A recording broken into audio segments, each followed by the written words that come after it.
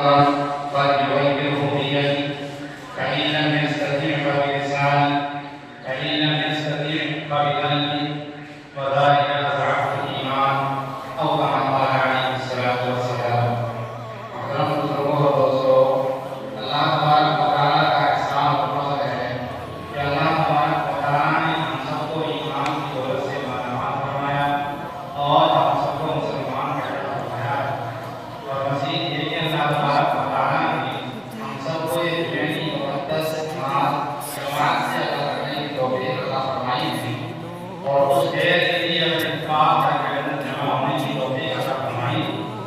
واقعی ہے کہ اللہ تبارک و تعالیٰ ہم سب کے یہاں بیٹھنے، ہم سب کے یہاں جمع ہونے اور دین سے متعلق مختصر سی باتیں کی جائے. اللہ تبارک و تعالیٰ ہم سب کو ان پر عمل کرنے کی توفیق عطا فرمائے. میں نے قرآن کریم کی ایک چھوٹی سی سورۃ الحجرات کے سامنے تلاوت کی ہے اور آقائے نامدار تاجدار مدینہ محمد عربی صلی اللہ علیہ وسلم کی ایک مختصر سی عقیدہ آپ حضرات کے سامنے رکھی ہے. دعا کیجیے کہ اللہ رب العزت قرآن اور حدیث کی روشنی میں مجھے صحیح بات کہنے اور ہم سب کو ان پر عمل کرنے کی توفیق عطا فرمائے. آقائے نامدار تاجدار مدینہ محمد عربی صلی اللہ علیہ وسلم نے اس حدیث پاک کے اندر ارشاد فرمایا ہے من رأى منکم منکرا فلیغیرہ بیدہ کہ جو شخص ان میں سے اس دنیا کے اندر اپنے آس پڑوس میں، اپنے محلے میں، اپنے گاؤں بستی میں، اپنے بھائیوں میں کسی برائی کو ہوتا ہو دیکھے اور تمہارے پڑوس میں، تمہارے گاؤں میں، تمہارے محلے میں کوئی غلط بات ہو رہا ہو تو اللہ کے نبی علیہ الصلوۃ والسلام نے اس کا علاج بتایا ہے کہ ہر مسلمان کی ذمہ داری ہوتی ہے کہ اس برائی کو اپنے ہاتھ سے روکنے کی کوشش کرے اور اس کے پاس اتنی طاقت اور وسعت ہے اور اللہ تبارک و تعالیٰ نے اس کو اتنا وقت اور اتنی حیثیت عطا کی ہے. دوسری چیز اس حدیث پاک کے اندر اللہ کے نبی علیہ الصلوۃ والسلام نے جو بات فرمائی ہے وہ یہ ہے کہ اگر کسی انسان کے اندر اتنی طاقت نہیں ہے، کوئی انسان اتنا بڑا مقام، اتنا بڑا مقام نہیں رکھتا ہے یا وہ محلے کا اپنے خاندان کا ذمہ دار سربراہ نہیں ہے کہ وہ اس برائی کو اپنے ہاتھ سے روک سکے تو اللہ کے نبی علیہ الصلوۃ والسلام نے اس کے بعد ارشاد فرمایا کہ ہاتھ سے روکنے کی اگر طاقت نہیں رکھتا تو اس برائی کو زبان سے روکنے کی کوشش کرے، اس کو سمجھائے، اس برائی کے بارے میں اس کو بتائے کہ بھائی کو یہ کام مت کرے ہو، اس کام کے کرنے کی وجہ سے اللہ تبارک و تعالیٰ ناراض ہوتے ہیں، اللہ کے رسول ناراض ہوتے ہیں اور اللہ تبارک و تعالیٰ کی یاد تمہاری پکڑ سکتی ہے اور کل قیامت کے دن تم عذاب خدا ہونے کا شکار ہو سکتے ہو. اور انسان کے پاس اتنی طاقت نہیں ہے کہ وہ زبان سے اس برائی کو روک سکے تو اللہ کے نبی علیہ الصلوۃ والسلام نے ایک تیسرا درجہ ارشاد فرمایا ہے کہ اگر تم ہاتھ سے روکنے کی طاقت نہیں رکھتے، زبان سے روکنے کی طاقت نہیں رکھتے تو تمہاری جان نہیں بچ سکتی ہے کہ تمہاری ذمہ داری اتنی پوری نہیں ہوئی اور تمہارے آس پاس کوئی برائی کو نظر آ رہی ہے اور تمہارے اندر اس کو ہاتھ سے روکنے کی طاقت نہیں، زبان سے روکنے کی طاقت نہیں ہے تو کم سے کم تمہاری ذمہ داری تو ہوتی ہے کہ اس برائی کو تم لوگ دل سے برا کرو اور اس برائی کو دل سے برا تصور خیال کرو اور اس برائی سے اور برائی کرنے والے سے دور ہو جاؤ. جہاں وہ برا کام ہو رہا ہو ان مجلسوں میں شریک نہ ہو، ان مجلسوں کو برا سمجھو اور ان سے دوری اختیار کرو.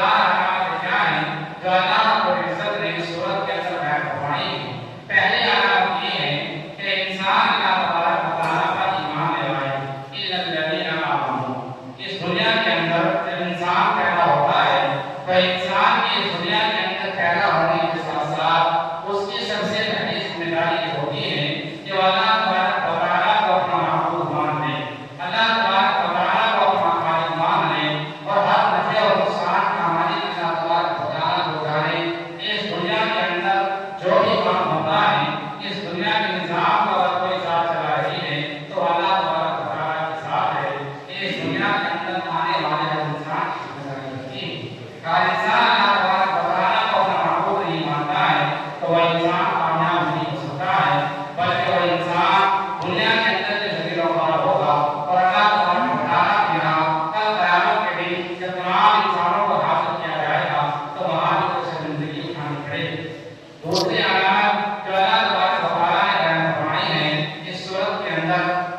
وہ یہ ہے کہ انسان ایمان لانے کے ساتھ ساتھ اعمال صالحہ بھی کرتا ہے۔ ہم یہ نہ سمجھیں کہ ہم تو مسلمان ہیں، کرتا پائجامہ پہنتے ہیں، چہرے پر داڑھی رکھتے ہیں، ٹوپی اوڑھتے ہیں، اللہ تبارک و تعالیٰ کو اپنا معبود مانتے ہیں، ہمیں اور آپ کو ناکام کرنے والا کوئی نہیں۔ ابھی ہماری اور آپ کی ذمہ داری پوری نہیں ہوتی ہے، بلکہ ایمان لانے کے بعد جو سب سے اہم ذمہ داری انسان پر لاگو ہوتی ہے وہ یہ ہے کہ وہ اپنے آپ کو نیک کاموں کے لیے لازم اور ضروری کر لے اور برائیوں سے اپنے آپ کو بچا لے۔ یہ میں نہیں کہہ رہا ہوں کہ کسی کتاب میں جو لکھا ہوا نہیں ہے، اللہ تبارک و تعالیٰ نے خود قرآن کریم کے اندر اس بات کا اعلان کر رکھا ہے الا الذین آمنوا وعملوا الصالحات، کہ ایمان بھی لائے اور ایمان لانا ہی کافی نہیں ہوگا، بلکہ ایمان لانے کے ساتھ ساتھ نیک اعمال بھی کرنے ہوں گے۔ اللہ تبارک و تعالیٰ نے جن کاموں کے کرنے کا ہمیں حکم دیا ہے ان کاموں کو ہمیں کرنا ہوگا، اور جن کاموں سے رکنے کے لیے اللہ رب العزت نے ہمیں کہا ہے ان کاموں سے اپنے آپ کو روکنا ہوگا۔ تیسری چیز جو اللہ رب العزت نے سورۃ کریمہ کے اندر بیان فرمائی ہے وہ یہ ہے وتواصوا بالحق، کہ انسان ایمان کو لے آیا، اللہ تبارک و تعالیٰ کو اپنا معبود بھی مان لیا اور نیک اعمال بھی کرتا رہا، نمازیں پڑھتا رہا، زکوٰۃ دیتا رہا، رمضان المبارک کے روزے بھی رکھتا رہا، حج فرض ہوا تو حج بھی ادا کر لیا۔ لیکن تیسری ذمہ داری جو اللہ رب العزت نے سورۃ کریمہ کے اندر ہمیں اور آپ کو سپرد کی ہے، ہمارے اور آپ کے حوالے کی ہے، وہ یہ ہے کہ صرف آپ کا نماز پڑھنا آپ کی نجات کے لیے کافی نہیں ہوگا، آپ کا اپنے ذات کے لیے ایک اعمال کا لینا یا آپ کی کوشش کے لیے کافی نہیں ہوگا، بلکہ تیسری ذمہ داری جو آپ حضرات پر لاگو ہوتی ہے وہ یہ ہے کہ خود نیک کام کرنے کے ساتھ ساتھ دوسروں کو بھی نیک کام کرنے کی تاکید اور وصیت کریں، دوسروں کو بھی سمجھائیں، انہیں بھی اچھائی اور برائی کا جو فاصلہ ہے ان کو سمجھا کر اللہ تبارک و تعالیٰ کے گھروں کی طرف لائیں، انہیں نمازی بنانے کی کوشش کریں اور برائیوں سے ان لوگوں کو روکیں۔ یہ تیسری ذمہ داری ہے جو ہر انسان پر لاگو ہوتی ہے۔ چوتھی ذمہ داری جو ہمارے اور آپ کے اوپر واجب ہے وہ اللہ تبارک